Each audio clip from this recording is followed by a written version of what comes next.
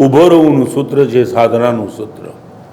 ખાલી આવીને ઊભા રહેવાથી કામ નહીં થાય, ખાલી આવીને હાથ જોડવાથી કામ નહીં થાય.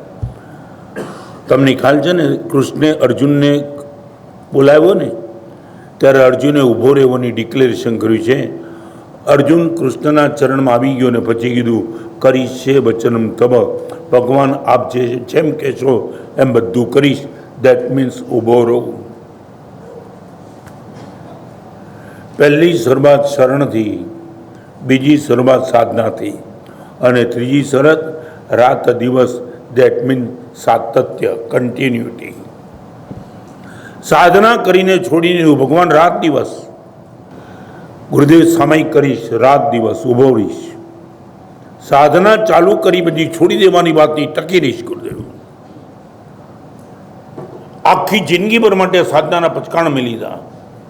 જાબલ જીબાઈ તેવી એમ તેમ જિંદગી ભરને માટે પચકાણ આપી દઉં. ભગવાન સાધુપણું મારે જોઈએ છે. શરૂઆત શરણથી, પછી સાધના ને પછી સાતત્ય. I would like to ask you, સાતત્ય કેટલું? અશોકભાઈ, સાતત્ય કેટલું? કોઈ પણ ક્ષેત્રનું સાતત્ય ધર્મના ક્ષેત્રમાં સામાયિક, નૌકરી, પ્રતિક્રમણ, દાન, શીલ, તપ, ભાવ. 2 રૂપિયાનું દાન તો 2 રૂપિયાના દાનનું સાતત્ય. નૌકારજીનું પચકાણનું સાતત્ય. રાત દિવસ. આ 4 સાધનાના સૂત્ર સમજી રાજો. કર જોડી ઊભો રહું, રાત દિવસ. અહીંયા બેઠેલા પૂછ્યું કેટલા સાતત્ય તમારી આગળ છે? મને નાનકડી વાત કરી દઉં. સુરતમાં જીતુભાઈ ડૉક્ટરનો એક છોકરો, વર્ષો પહેલાંની વાત. પપ્પાએ ખાલી એટલું સમજાવ્યું કે બેટા જ્યારે પણ પાણી પીવો ને ત્યારે નૌકાર ગણીને પાણી પીવાનો. બહુ નાનો હતો. અને એક દિવસ એવું બન્યું કે રાતના 3 ડિગ્રી તાવ. બહુ નાનો બાબો.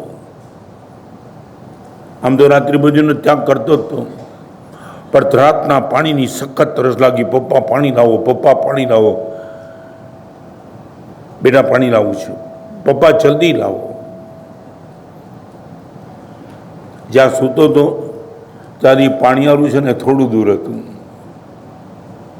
એટલે જીતુભાઈ કે મેં એને કીધું હું પાણી લેવા જાઉં છું. સાહેબ, હું પાણી લેવા જાઉં ને એની પહેલાં બાબો 4 ડિગ્રી તાવમાંથી પાણી લેવા માટે દોડ્યો. એકદમ આવ્યો. હું પહોંચ્યું એ પહેલાં ગોળામાં ગ્લાસ નાખ્યો, પાણી લીધું. મને એમ લાગ્યું પીવા બેસશે. રાત્રિ ભોજન કરવા છતાં, રાતના પાણી પીવા છતાં એ જ્યારે પાણી પીવા બેઠો અને નૌકાર ગણ્યો. નૌકાર ગણ્યો. શું હતું ખબર છે? રાત દિવસ. આ સંસ્કાર પડી ગયેલા. અહીંયા બેઠેલા બધાને બધું રાત દિવસનું સાધના તમારી કઈ કન્ટિન્યુટી.